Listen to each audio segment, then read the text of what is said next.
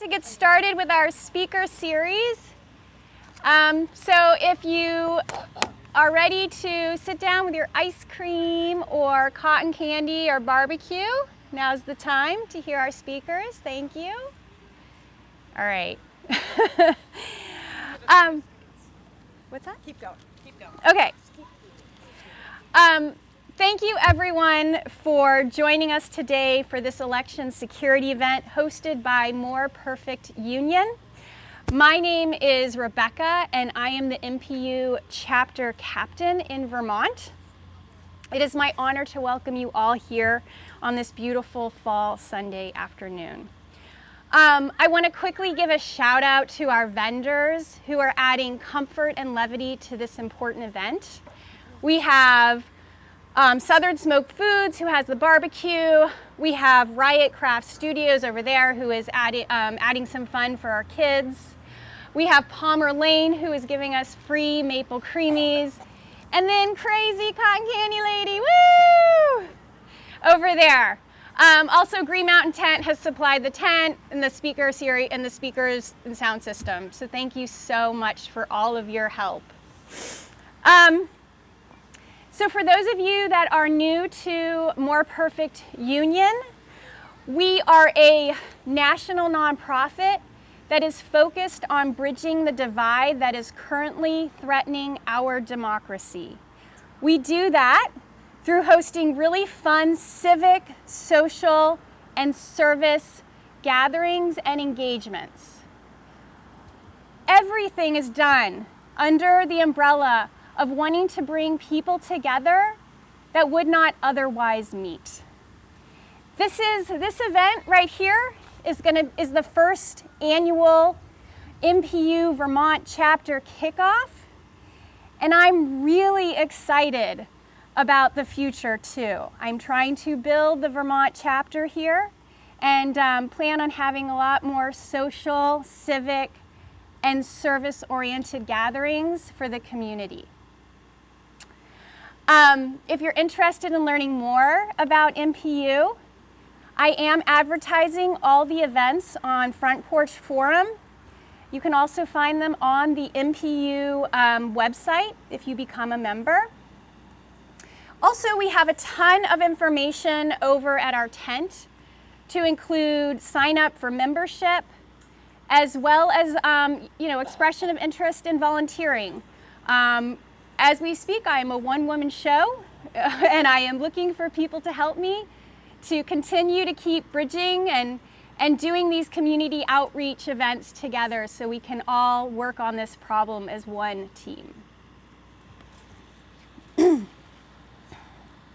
Please know that MPU is an apolitical organization focused on fostering communication and connection across all political, social, and cultural demographics, with the underlining premise that we have more that unites us than divides us.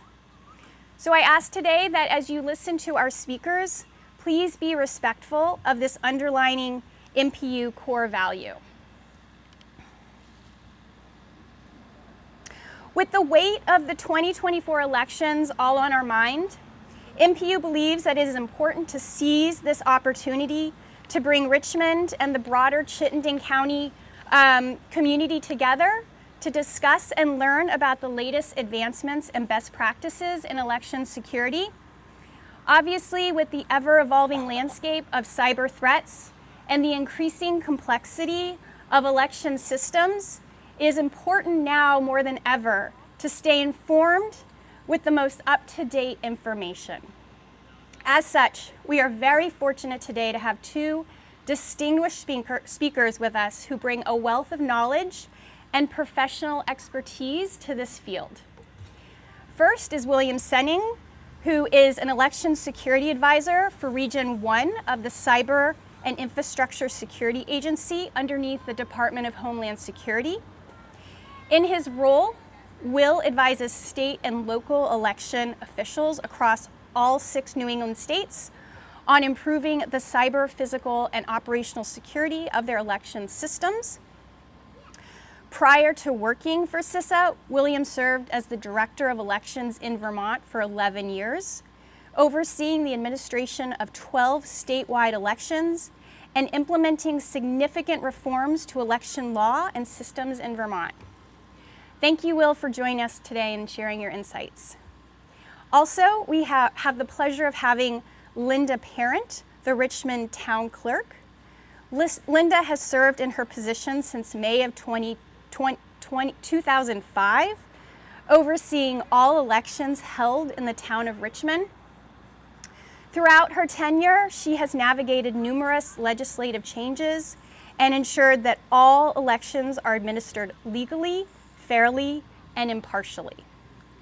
Linda's dedication to making sure that every Richmond resident can cast their ballot and have their decision counted is truly inspiring. So, in closing, More Perfect Union envisions an America where democracy flourishes, every citizen enjoys equal freedom and meaningful choices in a more unified America. This election security event is an effort to bring together the spirit of community through civic engagement. We are incredibly fortunate to have both William and Linda here today to share their professional expertise and expert knowledge.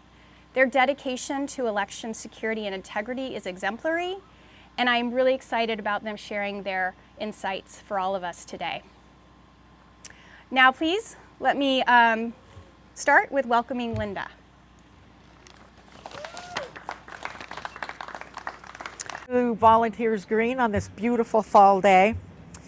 As you've already heard, I'm the town clerk, and I've been so since May of 2003. So that's almost 20 years of doing the elections in Richmond and working with the people in Montpelier. And I think you already know, but we take our election system very seriously, and it's ruled by the state statutes of Statute 17, which has all the rules and regulations of what we're supposed to do and what we're not supposed to do.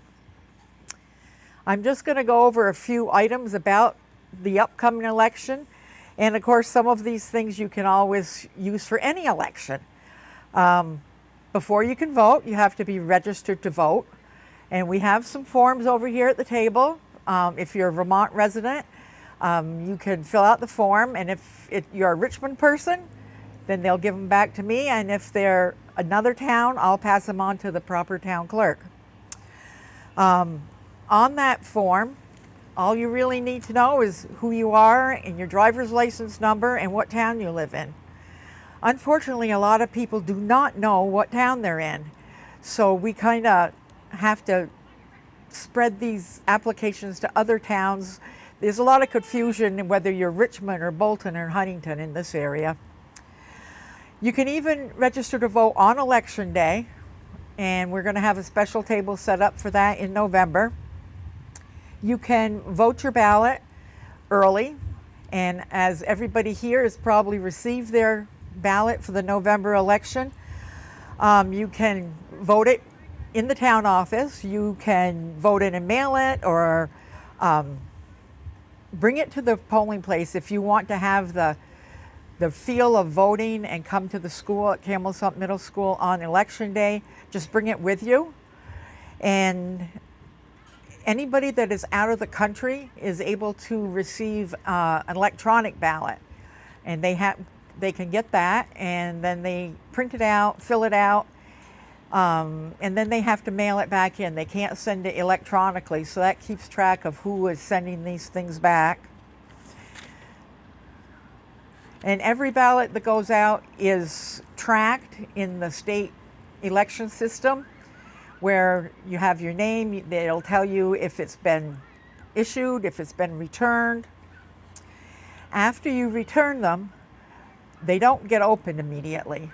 The outside envelopes may be opened, but the ballots arrive at the office, and we keep them in the vault at all times. We check them off when it's a little bit closer to the election. We'll start checking them off the voter checklist so that they'll know on that day who's already returned it. And we do ask that everybody get their ballots in before the election day.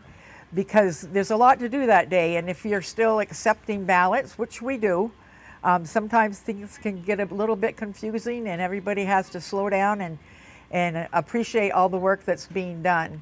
We've had people that come in and throw them at us, and that's not real helpful, but we take them and say it is what it is. We do have to have them by 7 o'clock on the election day. If people don't get them in, a lot of people do send them afterwards. We keep them, but they do not count in the totals. All the ballots are kept at all times in the vault, unless we're actually working with them, like stuffing the envelopes or something. And we answer a lot of questions as to where people are voting. A lot of them lately have been, my child's in college, but where should he vote? Should he be voting from Richmond? Should he be voting in California? And some people change their voting because they are away at school. But I have heard that if you're getting Vermont student aid, you don't want to do that because that could affect your student aid if you're not a legally registered resident of Vermont.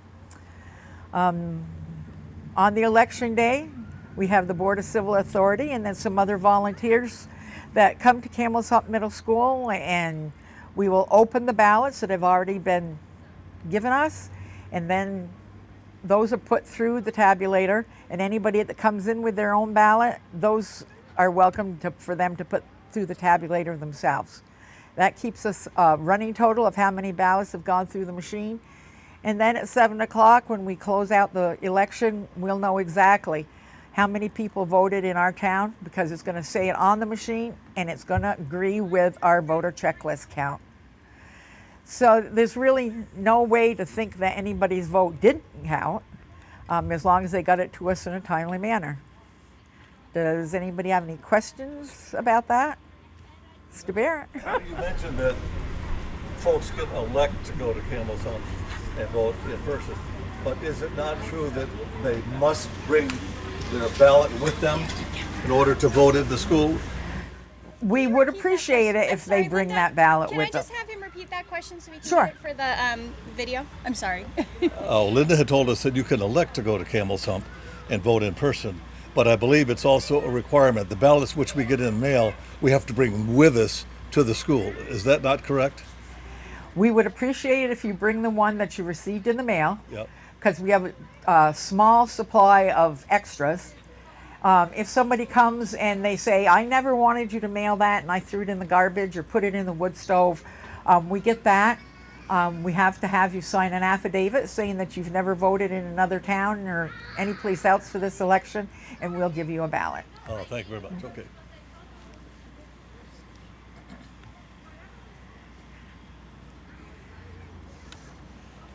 Well, if we don't have any other questions, I guess I'll turn it over to Will. Okay. Thank you. Hi, everybody. Thanks, Linda. That was great. Gives me flashbacks to my former life.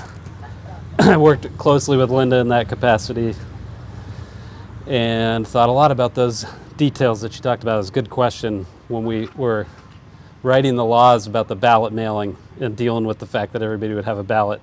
That was a critical issue, whether you would need it or not. And I think most people bring it with them, but we decided, for just the reasons Linda was talking about, you lose it, you don't want to lose your right to vote because you lost the ballot that was mailed to you. So you can sign an affidavit and say, I haven't returned one yet. But to start from the beginning, thank you. Thanks, Rebecca and More Perfect Union, for having me. Thank you to you folks for coming out on a beautiful Sunday afternoon while the Patriots are playing. So really, thanks for coming to engage in this important discussion. I only met Rebecca a month or two ago through some CISA connections she made earlier. So I'm new to More Perfect Union, like I think most of you. But I couldn't agree with the mission more. I think encouraging discussion and discourse is obviously vital. In this format, I wrote civil exchanges of factual information are really a needed counterbalance these days to more vitriolic, hyperbolic, online, not in-person discussions that we see so much of right now, that frankly are often based on misinformed opinions instead of facts. So I think I really appreciate the opportunity to participate in this kind of discourse with you guys.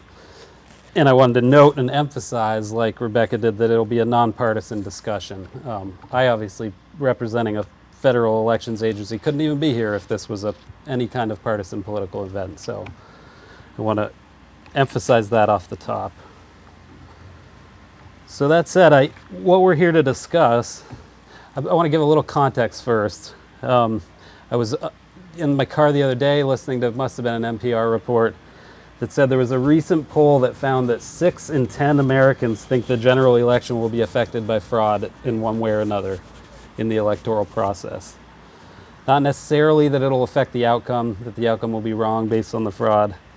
But even if people don't jump to that conclusion, it really, of course, serves to erode the confidence in the elections, and in the worst case, people's participation. And so that's extremely concerning, of course, right, to hear that kind of number, 6 in 10 Americans. But especially so when you weigh that against the actual facts, which hopefully we're here to talk about. A couple examples being Chris Krebs, the former director of CISA, the agency I work for, who was the director in 2020. You've probably heard this quoted a number of times, but called that the most secure and most accurate election ever conducted. Additional fact, which is really what we'll get into today, is that now more than ever, the federal, state, and local governments, Linda, your Secretary of State, myself and my counterparts at the federal agencies, work in a closer partnership and do more, honestly, to secure and protect our elections than has ever been done in the history of the country going on right now. It's that fact, not all the wild allegations of fraud, that we're here to talk about. Before we do that, I think it's important, I wanted to give you a little of my history, and it's not just to be storytelling, but I think the context of where I come from actually speaks to where we're at and what's going on. First though, I grew up in Duxbury, Vermont, just down the road. I now live in Duxbury on Camel's Hump Road, so it was about a 15-minute drive for me down to the green here, primarily dirt roads. We're all lucky, for those of you who do, to live in this beautiful area. I went to Harwood High School in Duxbury. I went to Hampshire College down in Western Massachusetts. Went to Vermont Law School, and out of law school I worked at a small private practice firm in Waterbury, Darby Stearns. I was there for about 3 years and realized that I did not, well, I always knew even before I went to law school that I didn't want to be a practicing attorney, but I did that for a little while before I figured out the next route. And that was, I left the firm, and in 2010 I worked for one of the gubernatorial campaigns in the 2010 Democratic primary. So here's my first question. I got a few questions for the audience as we go along. This is a tough one, but could any of you, who could tell me who the 5 candidates were in that Democratic primary? It was when Jim Douglas was ending, so the Democrats were scrambling to get in the governor's race. Nobody. It 2010, was that was 14 years ago. 2010, 14 years ago. Deb Barkowitz, was that her year? Deb? Natalie Kuhn? No, that was way before. Doug? Deb, Doug Racine. Ginny Lyons? No, good guess. Peter Shumlin, Matt Dunn, Yes.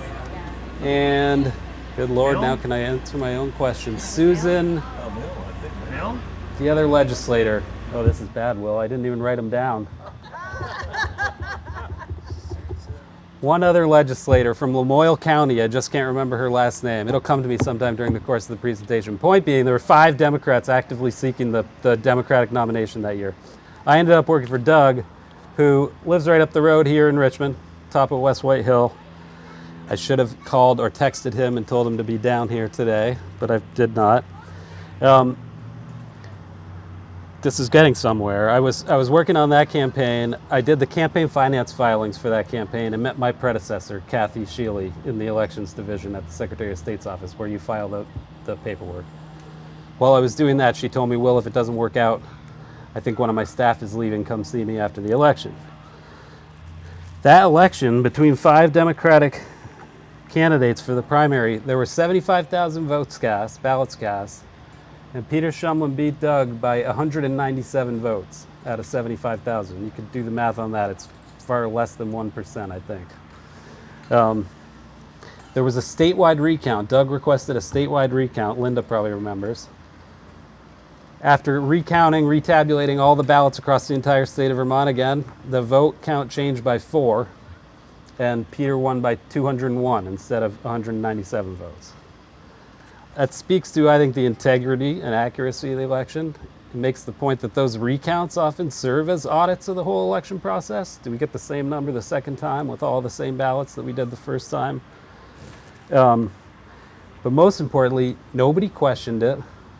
Doug himself was torn to even ask for the recount because it seemed like kind of nagging at that point, and making people go through this recount and questioning the result when he should just accept it and move on. Then after the recount, really, everybody moved on the next day. The results were accepted. Put a pin in that.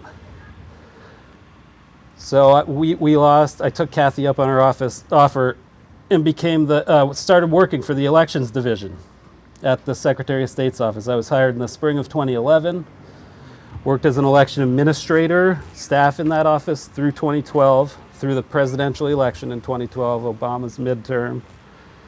And then Kathy left, and I became the director of elections in Vermont in the spring of 2013. Next question for the audience. Who could tell me who the chief election official in the state of Vermont is? Secretary of State. Good guesses. Not me as elections director. Not the Attorney General is in, I think, a few states. The Secretary of State is. So you got the Secretary of State. Among the various divisions in that office, the Corporations, Business Services Division, Archives, Professional Regulation. She does the licensing for various professional entities, and elections. But the Secretary is technically the chief election official. Who can guess before me? So then the elections division has a director, elections director. Who can guess before me how many directors of elections there have been in Vermont? There obviously was one because I talked about the predecessor. That's it. She was the first one. Put a pin in that too. She really speaks to what used to be the low profile of this whole process, right? And how little it used to take and how little attention it used to get. In short, though, the story of my time as election director, I want to get to CISA soon. What I could tell you, and I was speaking with a few of you before, is that the world of election administration could not have changed more dramatically over my 10 years. I started in 2013 and I left in 2014. Absolute sea change. The change began in 2016. It exploded in 2020. And it's continuing to evolve to the day. I often tell people when I speak at stuff like this that I like to think of 2016, before and after 2016, as like the BC and AC of election administration. There's before that election and there's after, and it's one world and another. So what was that change? Any guesses, thoughts about the nature of that change? Voting machines, the Russians, all of those are bits and pieces of it. It's all about mistrust. The age of mistrust and skepticism and lack of confidence in the elections process. I like to say probably about 75%, if not more, of that mistrust and skepticism is unfounded and misguided, based on misinformation and rhetoric from the highest levels that gets amplified by media and people begin to just imbibe as truth. The exceptions, I think, to some of what underlies that mistrust and skepticism, Rebecca mentioned one of them, the really legit wide-ranging increase in cybercrimes, malicious cyber activity. That's really across all sectors, not just elections. You see it in the business world, transportation, but the the increased sophistication of cyber attacks and the number of cyber actors, both domestically and foreign, really has increased a lot since the early 2000s, early 2010s. The other one is a legitimate increase in foreign interference in elections. You mentioned the Russians. That was sort of the focus of that 2016 campaign. We now talk a lot about the Russians, the Chinese, the Iranians, and the North Koreans as all having sort of active interest in and active engagement in a malign way from their foreign realm in our national elections. And I think the third thing, for real, that has led to this lack in confidence and just general angst around elections is the legitimate increase in physical harm, threatened, and actually carried out against election officials and systems.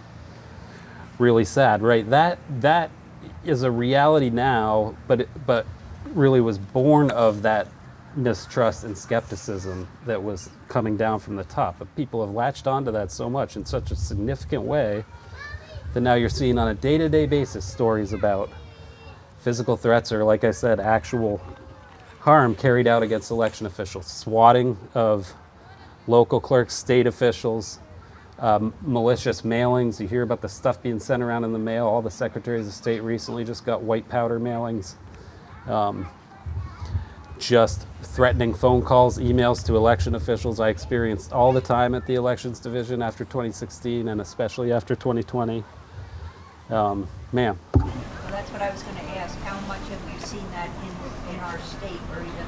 It's a good question, and we have. That it was reported, Reuters did a really in-depth story back in 2021 about some of the worst calls that we got to my office, my division, saying we would face the firing line, that I was going to Guantanamo along with Gina Haspel and would be shot.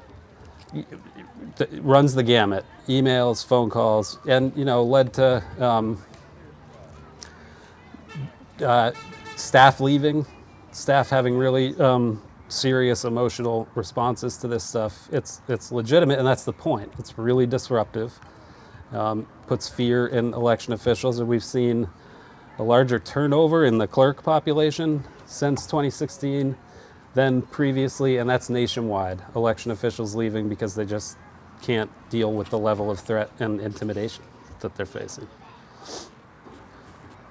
So that's the bad side. What hasn't changed, though, in reality since 2016 and through today is the integrity, security, and accuracy of the process. If those of you here leave with a slighter confidence in the process than you hopefully had it coming in, but may not have had, you should.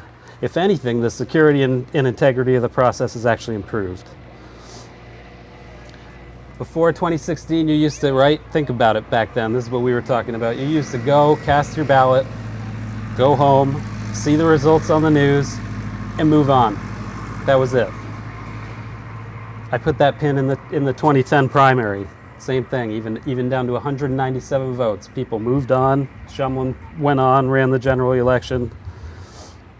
No one even knew that the job of election director existed. I wouldn't get any calls at the office. Nobody knew that division existed. I pointed out there was one election director before me. Before that, it wasn't even a formal division in the Secretary of State's office. There were a few staffers who were kind of dedicated to elections, and every 18 months or so, they would do a little of that work and make sure that the general election got carried out, and then do something else in the office for the rest of the time. Now it's a full-time, 365 days a year, 5 staff people, 1 director, whole division of that office, right? And in other states, of course, it's hundreds and hundreds of people. Now, you guys feel it and live it every day. I used to tell people when I was leaving the elections division, part of the burnout and the stress and the just needing to move on of it is I would work 8 hours a day on absentee balloting and answering questions from people about that process and whatever was the subject of the day. I think, thank God, I walk out of the office, get in my car, turn on the car, VPR comes on, and they're talking about absentee balloting or threats against election officials. Get home, turn on the TV, same things on the evening news. It's like you can't get away from it. It's a kind of 24-hour pervasive news about elections, TV, radio, online, events like this never would have happened before. Months before and months after the general election. 60 plus lawsuits after the 2020 election challenging that. Threats on election officials at all levels. The other one that's weaponized is records requests to the offices, right? Public records requests that are solely meant to slow things down and muck up the works for Linda and her colleagues doing the work on the ground. Aggressive poll watchers. We don't have as much of that in Vermont. We're fortunate that people here still trust their local election officials generally on the town level, and I hope that keeps up. But in other states across the country, the polling sites are just turning into madhouses. Cyber attacks, DDoS attacks. People talk about where you swamp a website with so much activity that it crashes. We're really keeping an eye on that this year for the election results websites across the country. Ransomware attacks on election offices in towns. That's where they steal your data or take down one of your systems until you pay them a bunch of money. Happened in Norwich, Vermont 2 years ago. Took down pretty much the whole town system until Norwich paid a ransom. Like I said, then there's the three real threats that we really have to think about and be conscious of all the time. The foreign actors, the cyber criminals, and the physical threats and violence. So that I'm finally getting to the new role. That change that I've described from 2016 and through 2020, it meant a need for a change and a focus on election security at the local, state, and federal level. This has been happening for 8 years and it's ongoing. It's what we came to talk about. I thought that context was sort of important to set the table for what I'm going to tell you we're doing now, hopefully, about all that stuff. So what does that evolution in election security look like? Who can tell me, next question for the audience, or guess, this is probably got to be a guess, unless one of you is very tuned in. Who can tell me when election administration was designated as critical infrastructure? Or guess.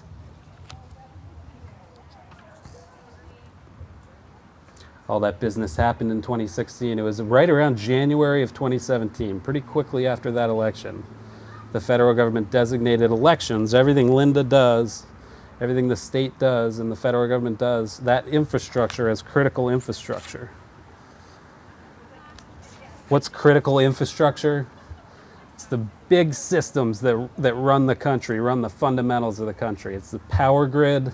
There's various different sectors, various pieces of it that have been designated over time. The power grid, the water systems, the big dam here in Waterbury. My CISA folks just did an assessment on the dam in Waterbury. Chemical plants and manufacturing. Schools are critical infrastructure. Hospitals. That's about 5 or 6. There's 16 total, I think. And now the newest one, designated in 2017, was elections.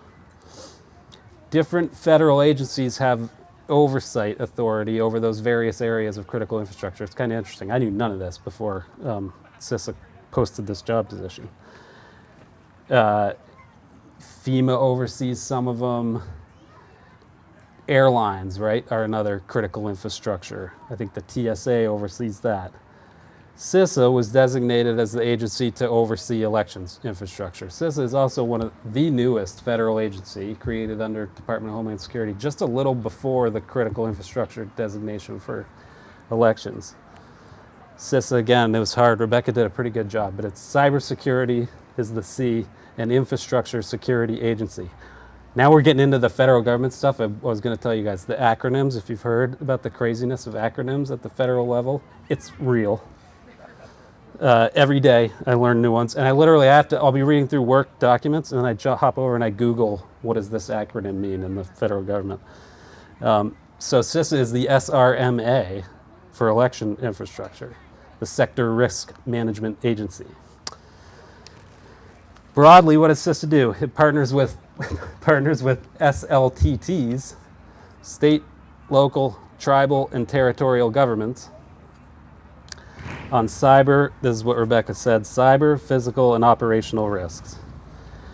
What's cool about CISA, why I like working there, they offer almost entirely free, voluntary services for these state, local, tribal, and territorial governments. It's really unique among federal agencies in that it's not regulatory, has no regulatory authority. It really exists to kind of serve, augment, provide resources to these state and local governments. There are 10 regions. I have a cool little handout over there that shows the 10 CISA regions and some of the security advisors that are deployed in each of those regions across the country. So I oversee Region 1, like Rebecca said, which is New England. Region 2, just for example, is New York and New Jersey. Puerto Rico is also Region 2. And then they kind of move across the country, 10 regions. Region 1 is New England. Like I said, CISA is housed under DHS along with other agencies like the FBI, FEMA, the Secret Service, the TSA, there's a few others. If you guys remember, DHS got stood up after 9/11. It was when they realized that there was lack of communication and information sharing among those agencies, and so they housed them all under the DHS, and then CISA was created under DHS sometime, I think, in the early 2010s. What kind of services, we're getting there too. What kind of services do we offer? This is really what Rebecca,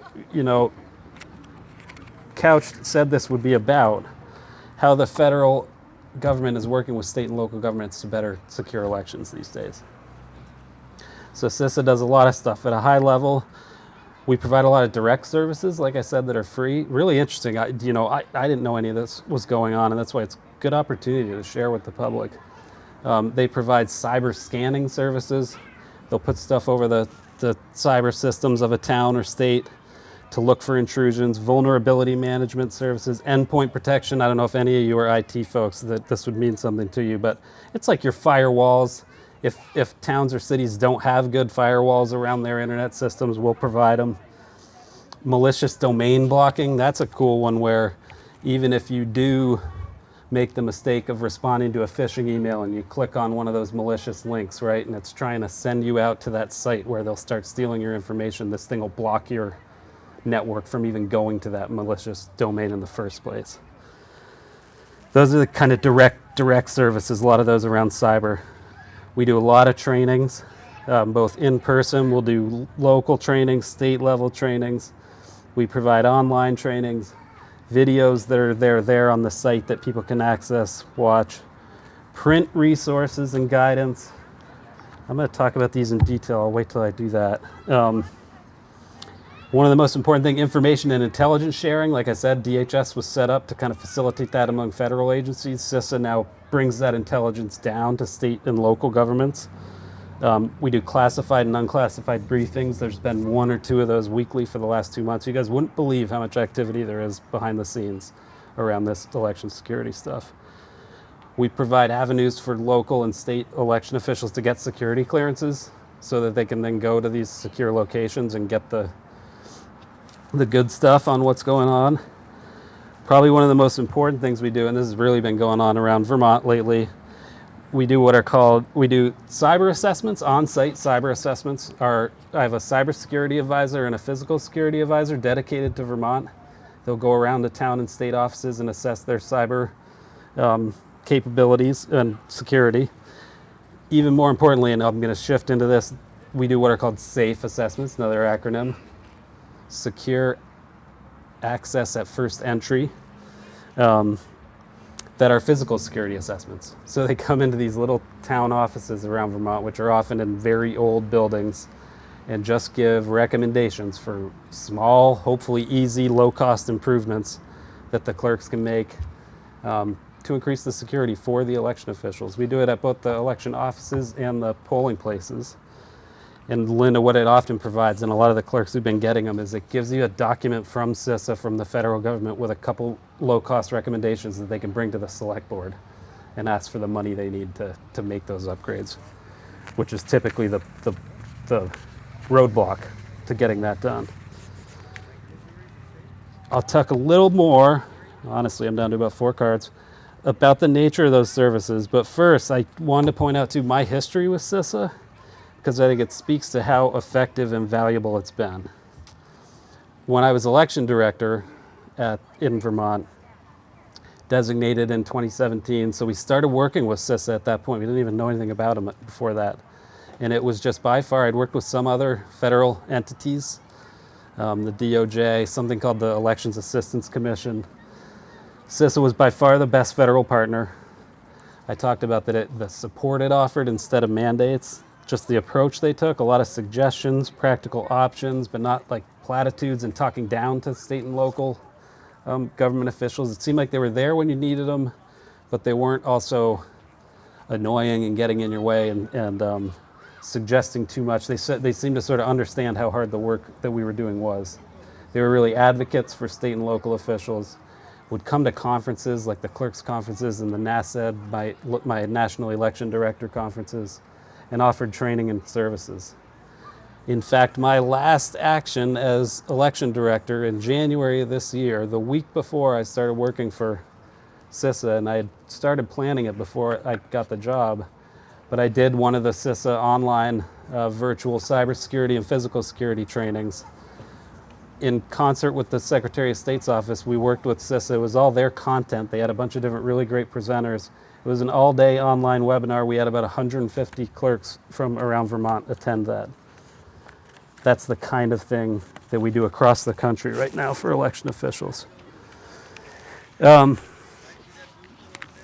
few more details about the services and what we've done this year in Vermont, so you can know what's going on here in your backyard.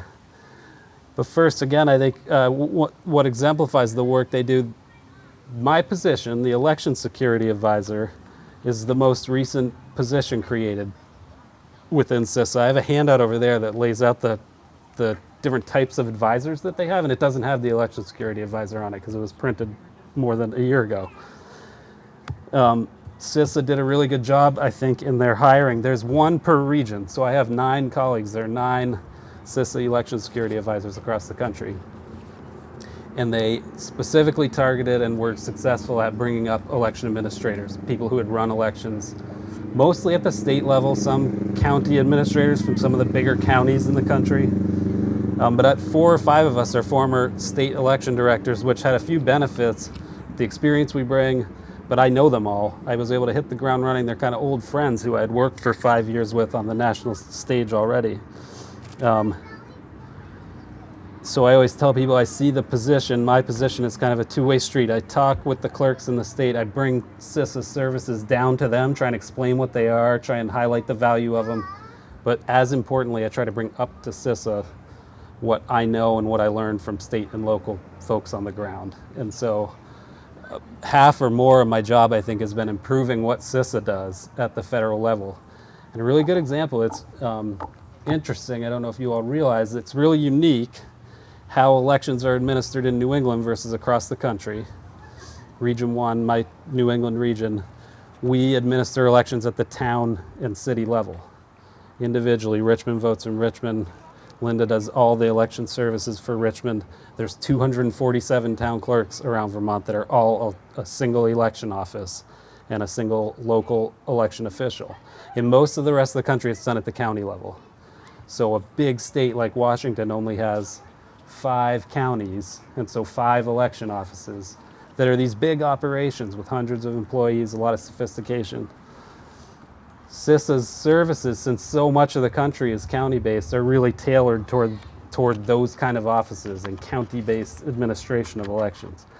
Unfortunately, a lot of their data tracking is also based that way. So when they're talking about percentages of election officials served in a state, it's a lot easier for my counterpart in Washington to hit 5 people than it is for me to hit 247. I'm trying to explain that to them. I digress. But really what I've tried to do is bring up to CISA the unique nature of how we do it in Vermont and in New England broadly. It's the same way in the rest of New England. There's 1,600 individual election jurisdictions across New England. 400 in Maine, 250 here, 2 or so in New Hampshire. So I've been really trying to talk them into crafting their resources and their trainings and their services to fit our unique model of election administration. There's a saying in election administration that if you've seen one election, you've seen one election.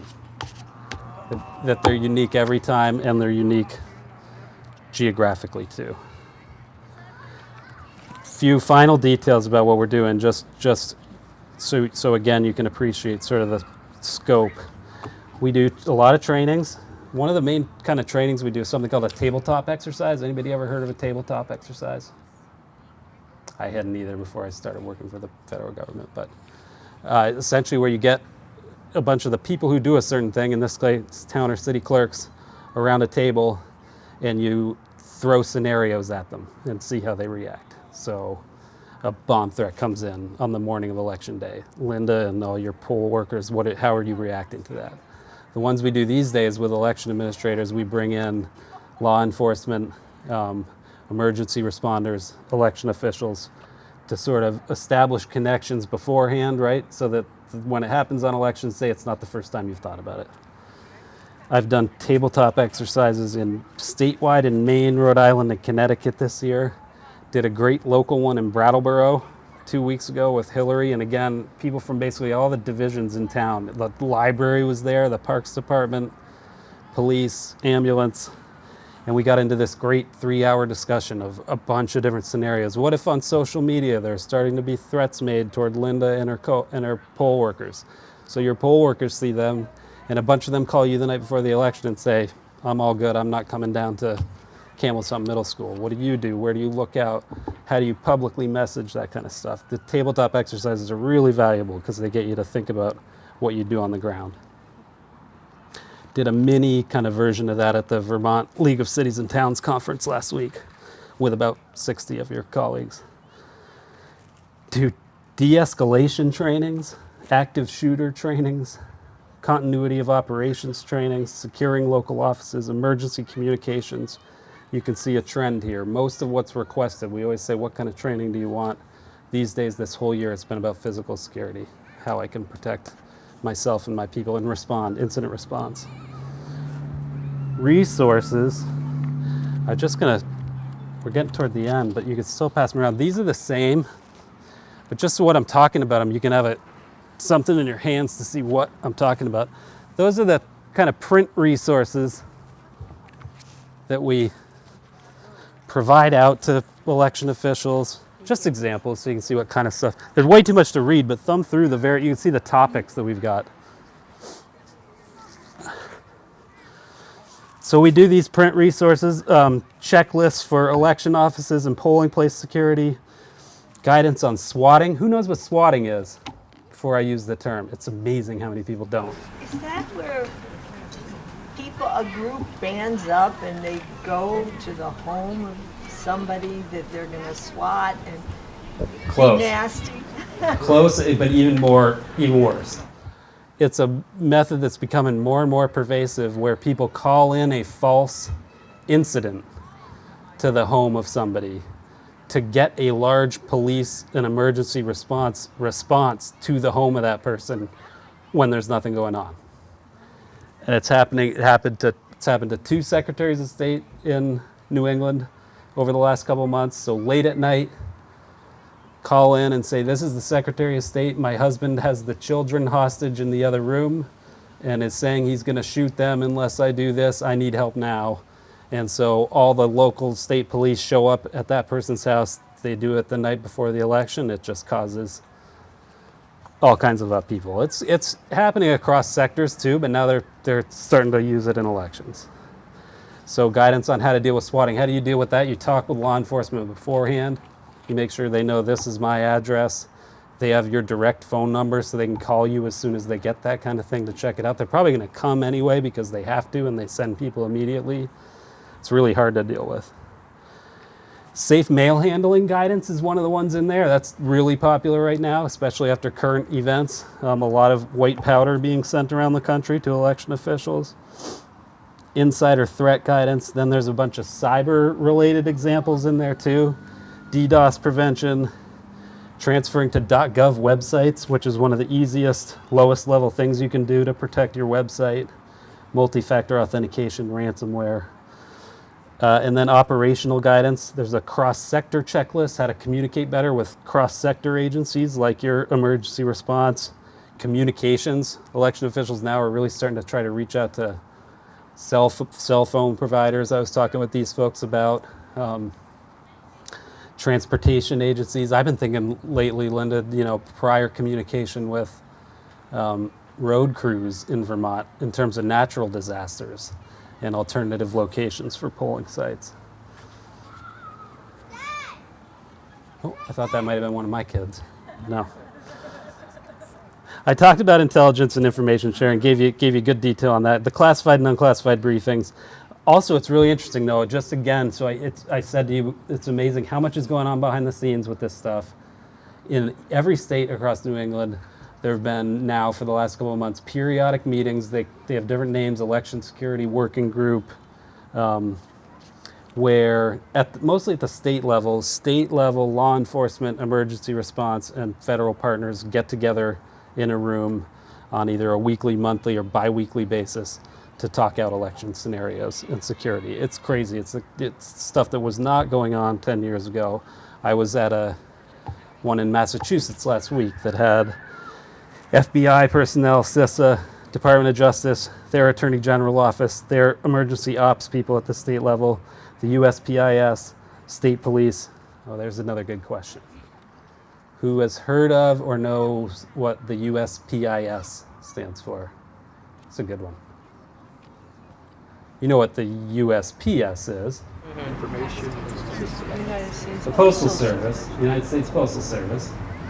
The USPIS, United States Postal Inspection Service. I didn't know it existed until 6 months ago, but it's like the law enforcement arm of the Postal Service. They're the guys who track all kinds of postal crime going on. Crazy position. The guy who runs it in DC is a character.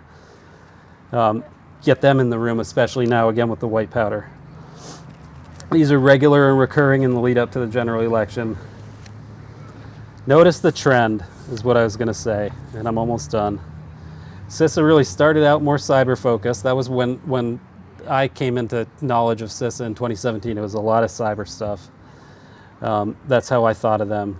Now we're really very focused on physical security, incident response, here in Vermont and nationwide. The concern is the threats of violence and the disruption of the process. It's really sad it's come to that. It's also encouraging that there's this level of response going on.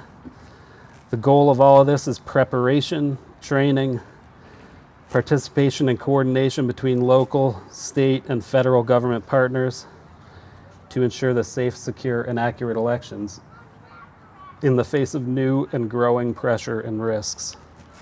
So my last thought is, when you go back out into the world, say thank you to your town clerks and poll workers. They're the front line of all of this. They are mostly volunteering their time and absorbing a lot of stress. And they do it all to facilitate the most basic element of a functioning democracy, which is the right to vote.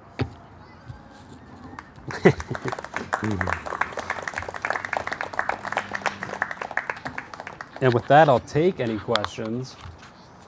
I asked you guys questions along the way, or just happy to chat too as we break up and enjoy the rest of the day.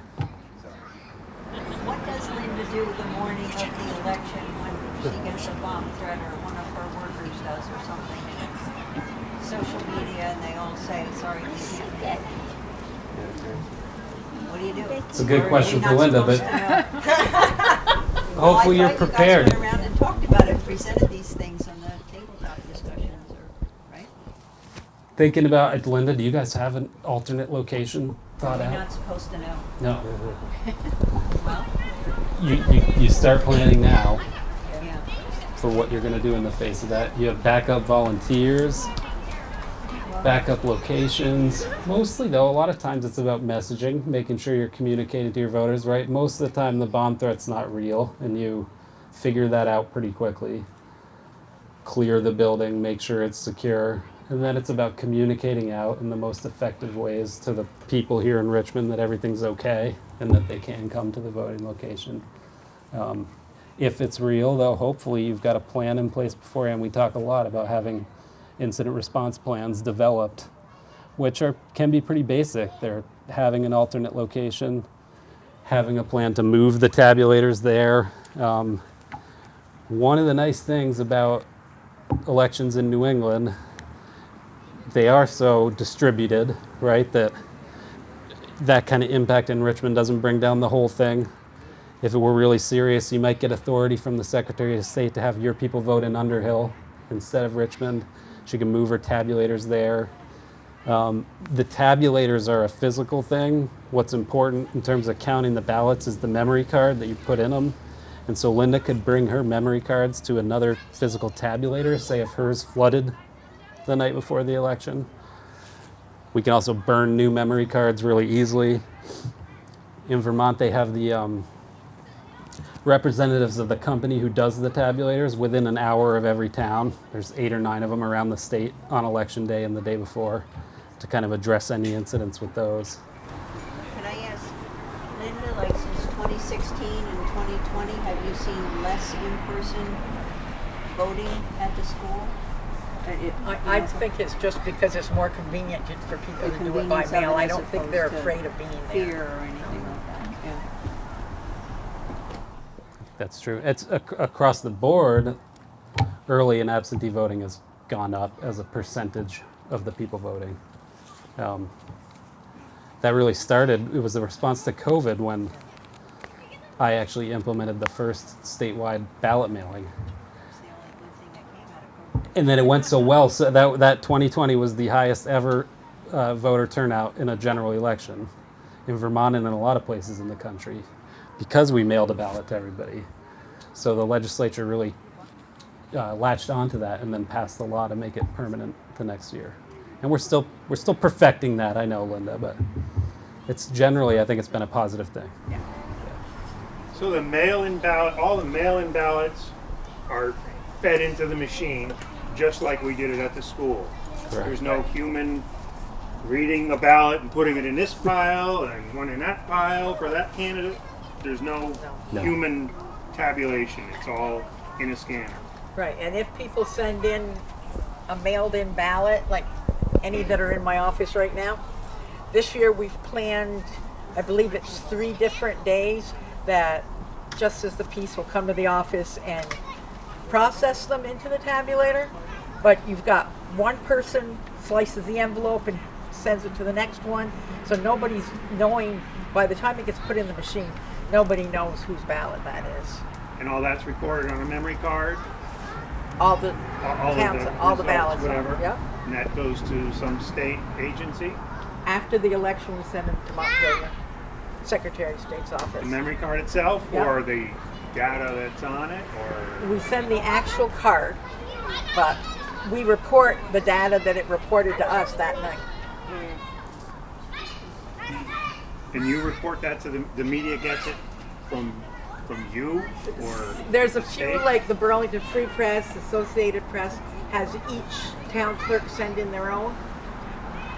Sometimes WCAX wants each clerk to send their own in, but a lot of them now are getting it directly from the Secretary of State's office. So the card's running the machine. At the end of the night, she says, end of the election, print the results. And it prints a tape, a paper printout that has that data from the card. That's what Linda uses to report to the media. And then there's some question in other states, there's some degree, it's pretty rare at this point, where those results might be modemed from the machine, from the card, to the central election management system.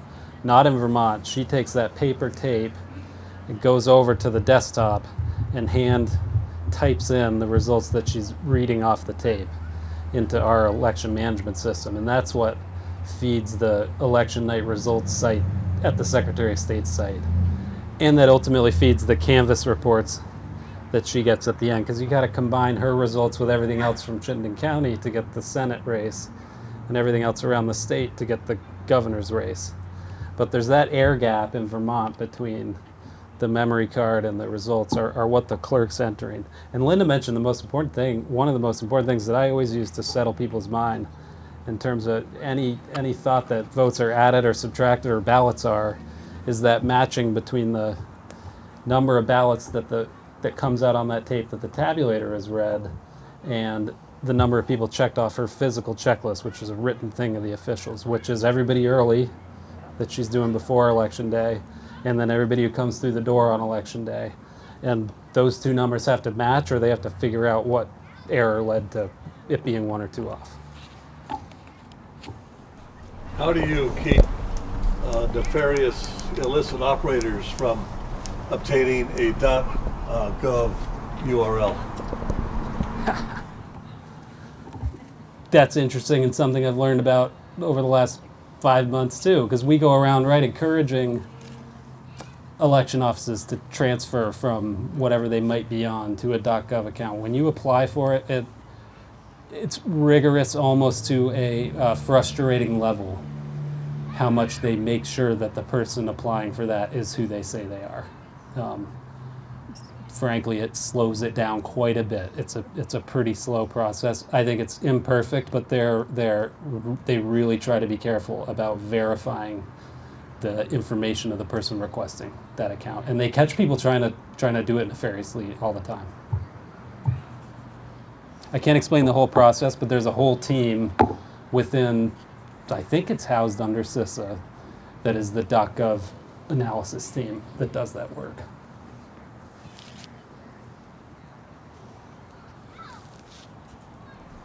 So this feels like a really good grassroots bottom-up information getting, but how do you see overall that this information going from top down? You know, there are so many people who listen to media or different media that says there's so much corruption in elections. So how does this see the bigger, the information getting out at a bigger umbrella? That I was talking a little bit with these folks about it before the event too.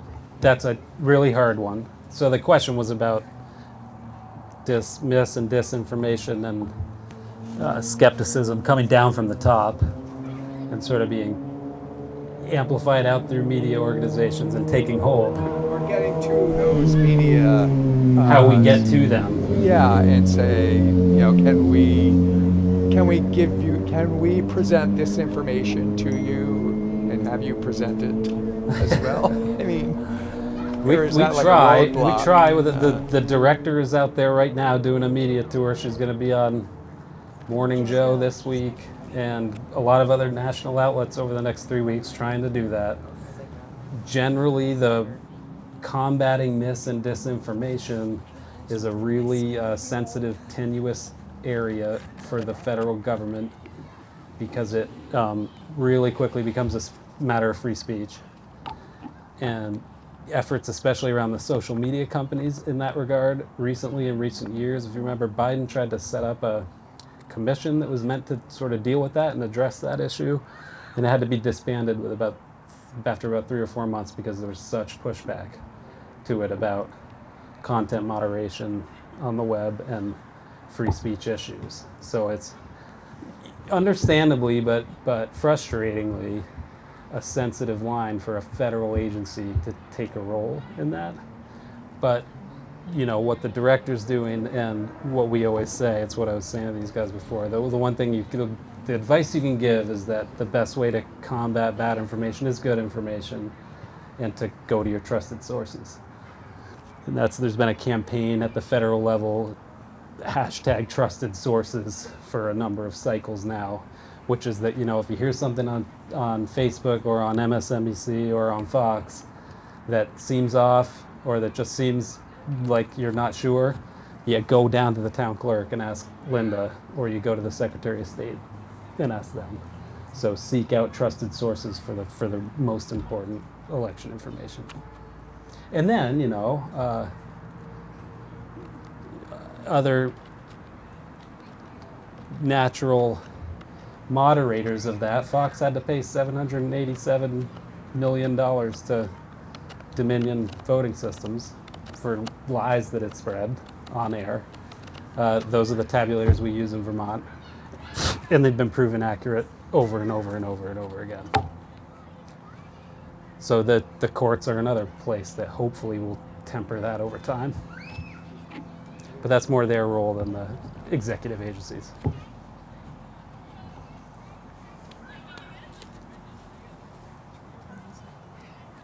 Happy to talk to any of you guys. I'm going to help myself to some food.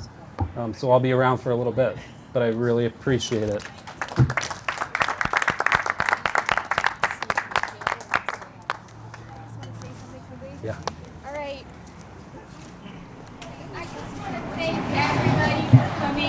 particular, Linda and Will. If you guys have a chance, we have some social impact cards up at the tent. And basically you've got a pre and post survey, 2 minutes max, but just trying to kind of measure the impact of this event. So we really appreciate it if you have to take 2 minutes of your time. They have QR codes that will you right to the survey. And again, most importantly, as citizens like you guys, that our democracy is still flourishing and Travel up and down Camels Hump Road, is that passable?